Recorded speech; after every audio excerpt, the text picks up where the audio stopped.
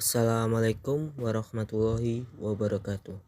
Di sini perkenalkan, nama saya Dimas Yuwana Putra dari Prodi S1 Keperawatan dengan NIM 2211B0008. Di sini saya akan mempresentasikan tentang mengatasi dan mencegah tindakan kekerasan seksual pada perempuan.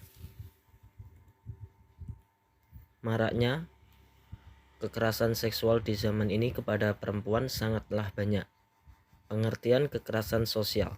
Kekerasan sosial diartikan sebagai sebuah perbuatan yang dilakukan oleh seorang atau sekelompok orang yang bisa menyebabkan cedera atau hilangnya nyawa seseorang dan biasanya menyebabkan kerusakan fisik atau barang yang lainnya. Selanjutnya, ada beberapa faktor penyebab terjadinya kekerasan sosial.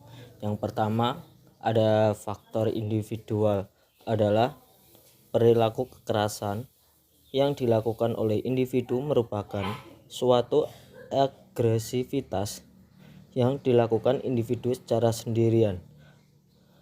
Agresivitas tersebut dilakukan bisa secara spontan ataupun terencana dan juga perilaku kekerasan yang dilakukan secara bersama.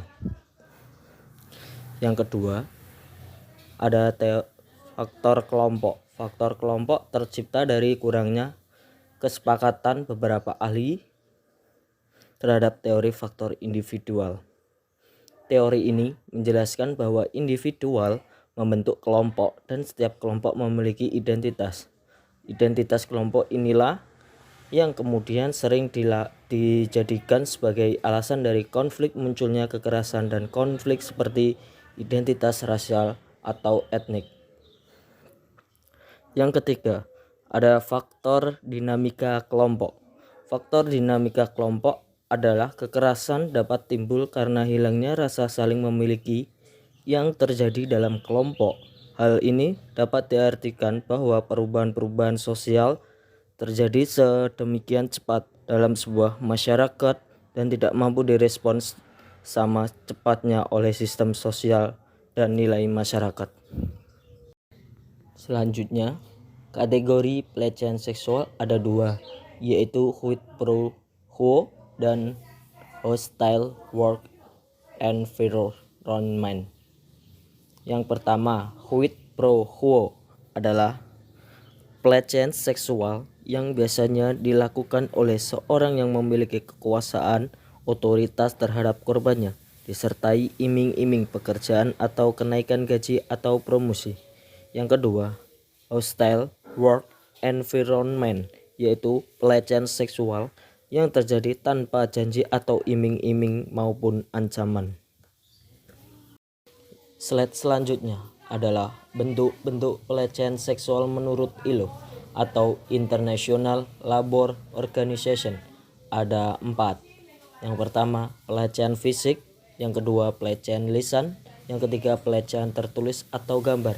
Yang keempat, pelecehan psikologis atau emosional, yaitu penjelasannya adalah pelecehan fisik merupakan contoh kekerasan seksual seperti mencium, menepuk, mencubit, melirik atau menatap penuh nafsu. Yang kedua, pelecehan lisan.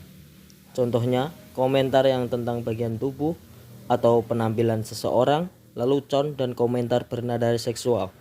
Yang ketiga, pelecehan isyarat, yaitu bersiul yang dilakukan berulang-ulang isyarat dengan jari dan menjilat bibir. Yang keempat, pelecehan tertulis atau gambar, yaitu menampilkan bahan pornografi dan pelecehan lewat email atau komunikasi elektronik lainnya. Selanjutnya, ada dampak dari pelecehan seksual. Yang pertama, ada depresi. Depresi, tindakan diskriminasi atau kekerasan seksual yang dapat menyebabkan depresi kepada korban. Yang kedua, gangguan stres pasca trauma merupakan pelecehan seksual yang dialami oleh korban yang merasa trauma berat yang menyebabkan gangguan stres pasca trauma. Gangguan ini biasanya membuat korban memiliki rasa takut, cemas, dan stres yang berlebihan. Yang ketiga, suka menyakiti diri sendiri. Tidak banyak beberapa korban pelecehan seksual dengan sengaja melukai dirinya sendiri. Biasanya korban akan merasa benci dengan dirinya sendiri setelah menerima pelecehan seksual sehingga korban selalu melukai dirinya sendiri. Yang keempat, tertular penyakit kelamin. Beberapa korban pelecehan seksual hingga saat ini sangat berpotensi terkena penyakit kelamin, penyakit yang dapat ditularkan oleh pelaku melalui kontak kelamin atau anal dan oral. Yang kelima, berpotensi menggunakan narkotika. Beberapa korban pelecehan seksual banyak yang berpotensi menggunakan narkotika akibat rasa depresi yang dialaminya. Biasanya pengguna narkotika diharapkan untuk menghilangkan pikiran terhadap trauma yang dialaminya. Yang keenam, bunuh diri.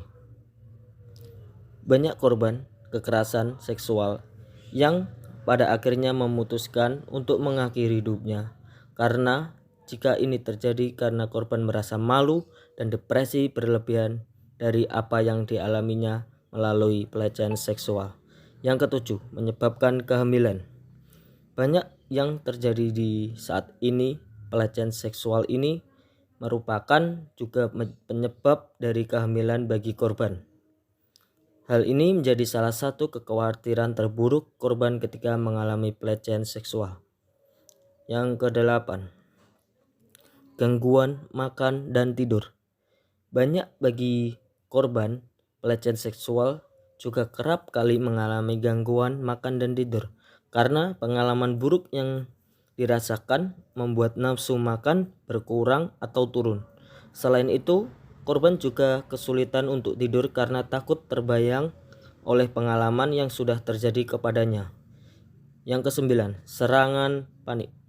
Serangan panik merupakan trauma yang dialami para korban pelecehan seksual, membuat mereka lebih panik. Hal ini karena mereka akan merasa takut dengan orang-orang yang berada di sekitarnya karena akan merasa terganggu olehnya.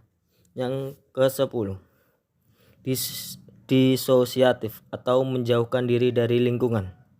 Setelah kejadian, banyak korban kekerasan seksual yang menjauhkan dirinya dari lingkungan.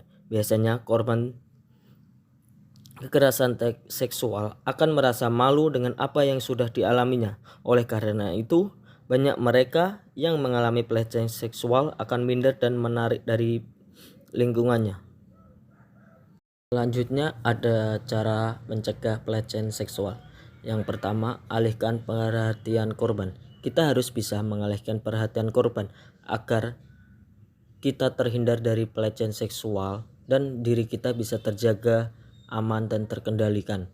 Yang kedua, tegur secara langsung. Kita harus berani menegur agar pelaku yang akan melakukan pelecehan seksual kepada kita tidak melakukan pelecehan seksual kepada kita.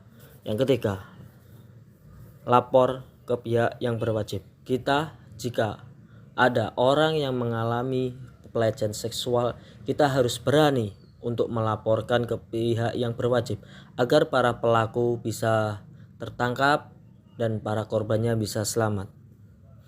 Yang keempat, ada rekam kejadian. Jika ada kita menemui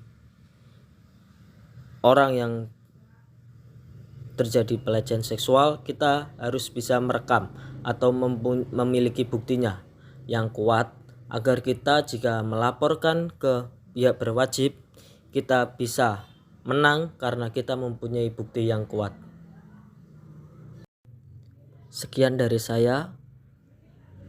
Bila ada kesalahan, saya minta maaf karena manusia tidak luput dari kesalahan. Jaga dirimu, jangan pernah takut kepada orang lain karena harga diri harus dijaga.